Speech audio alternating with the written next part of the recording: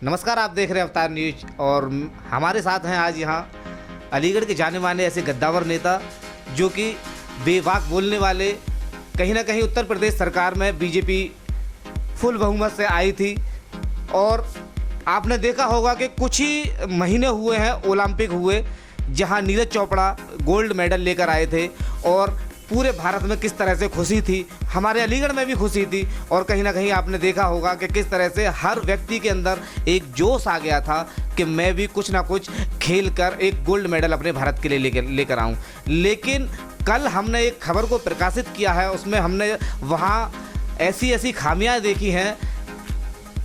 हमारे अलीगढ़ का स्टेडियम, वहाँ पर ना तो कोई कोच है और ना ही किसी भी तरह की कोई सुविधा दी गई है। सुविधा अगर है भी तो केवल उन लोगों के लिए है जो कुर्सी पर पालती मारकर बैठे हैं, जो वहाँ मोटी मोटी रकम ले रहे हैं तनख्वाह के तौर पर, लेकिन वहाँ नहीं है तो किसी भी बच्चे के लिए कोई सुविधा नहीं है। यही कारण है कि आज तक अलीगढ़ का कोई भी खिलाड़ी गोल्ड मेडल नहीं ले पाया है। मुझे लगता है अगर आपकी निगाह इस पर पड़ गई है तो समस्या का समाधान तो निश्चित रूप से होगा ही। आपने मुझे बताया है, मैं स्वयं कल जाकर स्टेडियम में देखूंगा, क्योंकि हमारी भी सबकी जिम्मेदारी है। हमारी जिम्मेदारी भी है कि हमारे शहर में सरकार जब इतना पैसा खर्च करती है, सरकार ने इतना अच्छा स्टेडियम बना रखा है, तो अगर वो सफ़ेद हाथी की तरह खड़ा होगा तो बेकार है वो।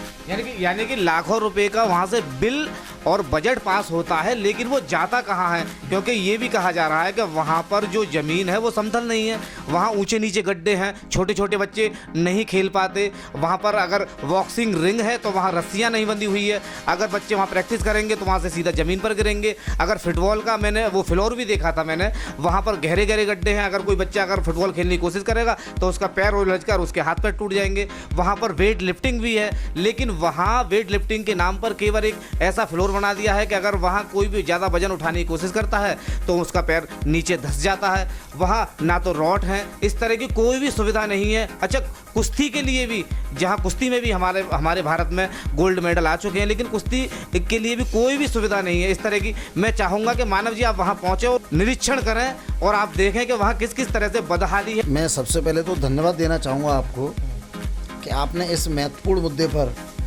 चूँकि स्वस्थ शरीर में स्वस्थ दिमाग वास करता है, जब हमारे यहाँ के बच्चे खेलेंगे कूदेंगे तो निश्चित रूप से इस देश का, इस शहर का नाम रोशन करेंगे। लेकिन मैं निवेदन भी करूँगा इसके साथ साथ कि आप केवल आँख ना बने, आप जवान भी बने। आपने देखी चीज़ों को, अब मैं चाहता हूँ कि आप मुझे समय दीजिए, मैं आपके साथ चलूँगा। मैं भी भारतीय जनता पार्टी का एक सेवक हूँ। भारतीय जनता पार्टी ने मुझे भी एक जिम्मेदारी दी है कि मैं सरकार की योजनाओं को बीच में यदि कोई आ रहा हो, सरकार और जनता के बीच में यदि कोई आ रहा हो तो उसको ठीक करने का काम भी मेरा है, चाहे अधिकारी कोई भी हो। मैं निवेदन करूंगा कि आप मेरे साथ चलिए, आप समय तय करिए, हम लोग स्टेडियम में चलेंगे और जो जो खामियां आपने बताई हैं उन सारी खामियों को हम और आप देखेंगे और देखने के बाद उन सारी खामियों को ऊपर तक पहुँचाने का मेरा है, चाहे मुख्यमंत्री तक पहुँचाना पड़े, चाहे मुझे किसी भी हद तक जाना पड़े। लेकिन जब आपने समस्या उठाई है तो जब तक समस्या का समाधान नहीं होगा, ना हम अधिकारी को चैन से बैठने देंगे और ना स्टेडियम को ऐसे बदल लेने देंगे। जो भी अधिकारी यहाँ पर तैनात होंगे उनको या तो ये खामियां दूर करनी होंगी, अन्यथा यहाँ से ट्रांसफ़र करा के चले जाएँ, क्योंकि अगर वो यहाँ रहेंगे तो उनको काम करना होगा।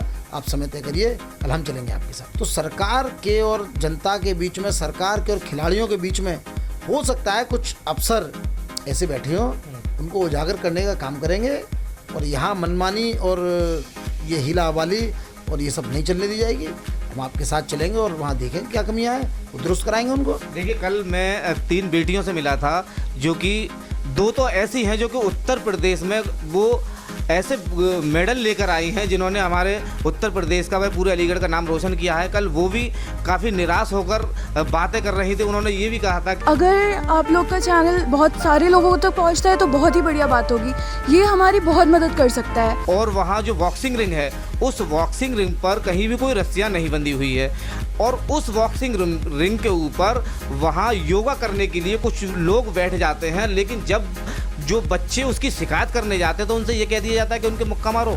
हमारी ये टूटी वूटी रिंग है, इस पर भी लोग कब्जा कर लेते हैं, बैठ जाते हैं, हमसे ही मना करते हैं इस पर मत चढ़ो। अच्छा, आप जब शिकायत करती हो तो आपसे क्या कहा जाता है? कहते हैं कि मुक्का मारो, किसमें मुक्का लड़ मारो? लो, जो आएगा उसमें मुक्का मारो। ऐसे कैसे, फिर धारा लगेगी 151। बेहद दुर्भाग्यपूर्ण है, और ऐसी यदि चीज़ है तो ये तो बड़ी आपत्तिजनक भी है, असभ्य भी है, और इसको दुरुस्त करा जाना चाहिए, और निश्चित रूप से शिकायत भी करेंगे इसकी, और इस पर कार्रवाई भी कराएंगे। तो ये थे हमारे साथ मानव महाजन। हमारे अंदर भी एक बहुत उत्साह था कि हम मानव जी के पास जाएंगे तो कहीं ना कहीं उस पर जरूर संज्ञान लेंगे। तो हमें पूरा विश्वास था कि अगर स्टेडियम वाली बात अगर मानव जी के कानों में अगर पहुंचेगी तो वो इस पर जरूर संज्ञान लेंगे और उन अधिकारियों को टांगने का काम भी वो जरूर करेंगे। अब देखते हैं इसमें किस तरह से कार्रवाई होती है। मंडली हमारे साथ, मैं हैप्पी राजा, अवतार न्यूज़।